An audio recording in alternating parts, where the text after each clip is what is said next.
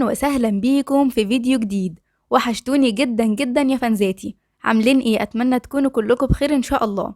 هقدم لكم النهاردة الفصل 19 من رواية أميرتي بقلمي منة محمد وبصوتي برضو منة محمد. وزي ما احنا متعودين في بداية كل فيديو قبل ما نبدأ في الفصل بتاعنا بعرض لكم الكومنتات بتاعتكم اللي بتجاوبوا فيها على السؤال بتاع نهاية الفصل اللي فات. والسؤال كان بيقول: يا ترى نيلي هتعترف على ياسر إن هو اللي حاول يقتل آدم ولا هتخاف من تهديده وهتسكت؟ ودلوقتي أول كومنت معانا من رحمة عشري بتقول هتعترف بس مش دلوقتي. والكومنت اللي بعده من نورسين علي بتقول نفس الكلام، هتعترف عليه بس مش دلوقتي. ومنى علي بتقول مش هتعترف على ياسر بس آدم هيعرف. وبشاير بتقول إن نيلي هتقول لآدم على ياسر لأنها لو سكتت هتكون شريكة معاه في الجريمة، فبتتوقع إنها هتقوله. وياسمين عادل بتقول حلوة جدا، تسلميلي يا روحي. وبتقول معتقدش نيلي هتقول لآدم على ياسر لأنها هتخاف من تهديده. وبسملة أسامة بتقول هتعترف بس مش دلوقتي، بلس بحبك قوي، كملي بجد روايتك حلوة يا قمر، تسلميلي يا روحي انت اللي قمر.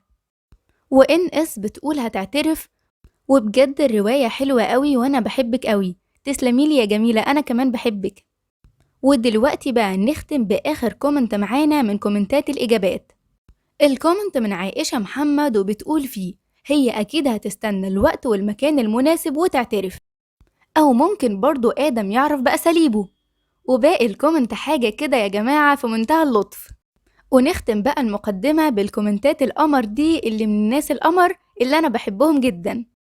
ودلوقتي بقى نقدر نبدأ في الفصل الجديد بتاعنا، بس ياريت قبل ما أبدأ تدعموني بلايك وتشتركوا في القناة لو لسه ما اشتركتوش أو أول مرة تشوفوني، وما تنسوش طبعا تفعلوا زر الجرس عشان يجيلكم إشعارات بكل الفيديوهات الجديدة اللي بنزلها، وعشان تكملوا معايا بقية الرواية إن شاء الله. ويلا كلنا دلوقتي نصلي على الرسول عليه الصلاة والسلام، ويلا بينا نبدأ. أميرة، الساعة 5 العصر. إيه ده، انت رايحة فين يا ماما؟ رايحة لخالتك. خالته فاطمة؟ على أساس إنك مش عارفة إننا ما بنتكلمش يعني؟ طب ما تحاولي تراضيها يا ماما وفهميها إن كل شيء اسمه ونصيب. مش محتاجة تقولي، أنا حاولت كتير ومفيش فايدة.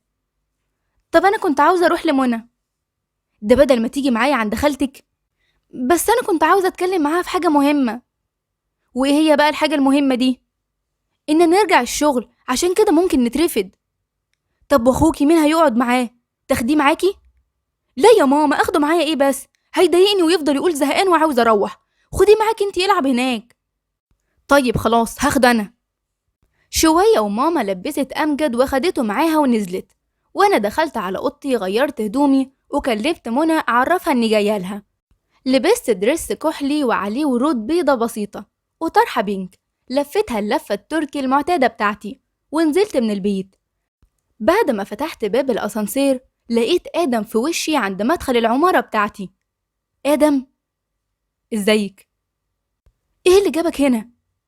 دي مقابلة تقابليني بيها برضو؟ وايه اللي قومك من السرير أصلا؟ انت مش تعبان؟ خايفة عليا؟ ده وقت هزار، وبعدين انت رحت المستشفى ولا لأ؟ بصراحة لسه. طب ليه يا آدم مستني ايه؟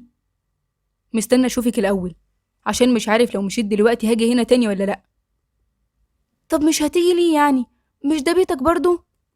لا مش بيتي، ده بيت صاحبي. صح. طب يعني انا معرفش اشوفك تاني غير لما اجي هنا؟ يعني انت مش عاوزة تشوفيني تاني يا أميرة؟ لا. وسكتت تاني وهي باصة في الأرض. أفهم من كده إن إجابتك هي لأ. آدم بابتسامة. طيب ممكن أشوفك تاني إمتى؟ أميرة بخجل. معرفش. طب ما نتكلم ونتفق على ميعاد نتقابل فيه زي الناس. انت عارف رأيي في الموضوع ده يا آدم، فياريت ما تفتحوش تاني. يعني نطلع طوبك من أبوكي دلوقتي عشان ترضي تكلميني في التليفون بس؟ أميرة ضحكت بخجل وسكتت. ما بهزرش على فكرة. طيب بابا أصلا مش فوق؟ ولا ماما حتى؟ لا مفيش حد. آدم قرب منها كام خطوة وقال بخبث: بجد؟ يعني البيت فاضي؟ أميرة وقلبها بقى يدق بسرعة. يعني إيه يعني؟ ده هيفرق في إيه؟ آدم وهو واقف قصادها بالظبط، ما بيفرقش بينهم غير خطوة واحدة. بص في عينيها وقال لها: لا عادي يعني، هبقى أجيلهم في وقت تاني بقى. أميرة خدت نفسها بالراحة. بتهزر؟ لا خالص، انت مش مصدقة ليه بس؟ ورجع خطوات تاني لورا. عشان شكلك بتهزر قوي. ومشيت كام خطوة ناحية باب العمارة. انت رايحة فين؟ خارجة ماشية. وسايباني كده وانا بتكلم؟ عشان كفاية هزار كده، ووقفتنا دي كده اصلا غلط. آدم وهو رايح وراها: يا بنت الناس، ما انا قلتلك هطلبك من ابوكي اهو. أميرة بابتسامة وهي مكملة مشي: قلنا كفاية هزار بقى، وشوف كنت رايح فين. آدم وهو مكمل مشي وراها: ما انا قلتلك مش بهزر، ما تقفي نكمل كلام. طيب هو انا هشحت منك الكلام؟ أميرة وقفت ولفت له، بس لأنه كان ماشي وراها بالظبط، فأول ما وقفت هو كمان وقف بسرعة، ولما لفت وشها بقى في وشه بالظبط. أميرة أول ما لفت ولقيته قصادها بالظبط سكتت وتنحت، وهو كمان وقف بسرعة عشان ما يخبطش فيها. مش تديني إشارة طيب إنك هتفرملي فجأة كده؟ أميرة بلعت ريقها: حصل خير. ورجعت خطوات لورا، وآدم هو كمان رجع كام خطوة لورا، وأميرة كملت كلامها: بص يا أستاذ آدم، إحنا مفيش بينا حاجة عشان حضرتك تقف تكلمني كده في الشارع أو في مدخل العمارة، وشكلنا مش لطيف كده، فبلاش حضرتك تحاول تكلمني تاني بدون أي مبرر، عشاني أولا وعشان حضرتك برضو ما تتعرضش لأي أذى بسببي. آدم باستغراب: أذى؟ ولأنهم كانوا واقفين في الشارع قصاد العمارة بتاعت أميرة، فجأة آدم سمع صوت غليظ من شخص جاي ناحيتهم. الأستاذ ده بيضايق حضرتك يا دكتورة أميرة؟ لا خالص يا عم صلاح. إلزامك حاجة يا فندي؟ آدم هو لسه مستغرب: لا شكرا يا أستاذ صلاح. تأمريني بأي حاجة يا دكتورة؟ مش محتاجة أي حاجة كده ولا كده؟ لا شكرا ربنا يخليك. ورجع الشخص ده لمكانه تاني. ده عم صلاح جارنا وصاحب المحل اللي هو قاعد فيه ده، وأكيد افتكرك بتعاكسني أو بتضايقني، وطبعا انت عارف كان ممكن يحصل ايه لولا اني قلتله انك مش بتضايقني ولا حاجة. انت بتهدديني يعني عشان احنا في منطقتك وكده؟ لا خالص، بس بعرفك الوضع بس. يا ريتني معرفت، ده انت وضعك صعب قوي. معلش بقى. وسابته ومشيت، وآدم فضل واقف مكانه ثواني، بعدين اتحرك هو كمان. في مكالمة تليفون: يعني ايه ما ماتش يا باشا؟ زي ما بقولك كده يا زفت، فات يومين ولسه ما سمعتلوش خبر. تقدر تقولي جثته راحت فين؟ آدم لو كان مات فعلا كان زمان الدنيا كلها عرفت. والله يا باشا معرفش الكلام ده حصل ازاي، بس احنا عملنا كل اللي حضرتك قلتلنا عليه بالحرف. مش عاوز كلام كتير، قبل ما آدم يوصل لي انا عاوزه يكون جثة. عارف يعني ايه جثة؟ اتصرف وطلع لي روحه عند اللي خلقها، انا مش هينفع افضل عايش في القلق ده. آدم لو عرف ان انا اللي ورا الموضوع ده انا هروح في 60 داهية. خلاص يا باشا ما تقلقش، انا هتصرف. بلا تتصرف بلا زفت، كل مرة بتقولي كده وما باخدش من تحت راسك غير بلاوي. وقفل السكة في وشه. آدم: بعد ما أميرة سابتني ومشيت ما كانش قدامي غير إني أطلع على البيت قبل ما حد يشوفني على الأقل، فاشتريت شوية حاجات وطلعت البيت. فضلت قاعد لحد الساعة 10 بالليل كده، بتنقل ما بين الأوضة للصالة للبلكونة، وآخر حاجة فاكرها إني كنت قاعد بتفرج على التلفزيون في الصالة والأنوار مطفية، وتقريبا راحت عليا نومة. شوية وسمعت صوت حاجة بتتحرك أو حد معايا في الشقة.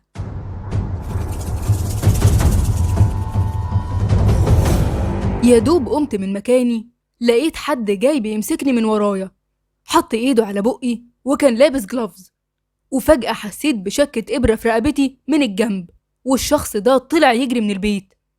حاولت أجري وراه، بس بمجرد ما وصلت عند سلم العمارة بدأت أحس إن عيني بتزغلل وأعصابي مش على بعضها. دخلت على البيت تاني بسرعة أدور على التليفون، وبعد ما مسكته لقيت نفسي مش شايف أي حاجة حرفيا، زغللة وبس. كنت هتجنن، بحاول أشوف بس كل حاجة داخلة في بعضها، كل الألوان زي ما تكون بتسيح في بعض قدامي، وأعصابي بترتخي أكتر.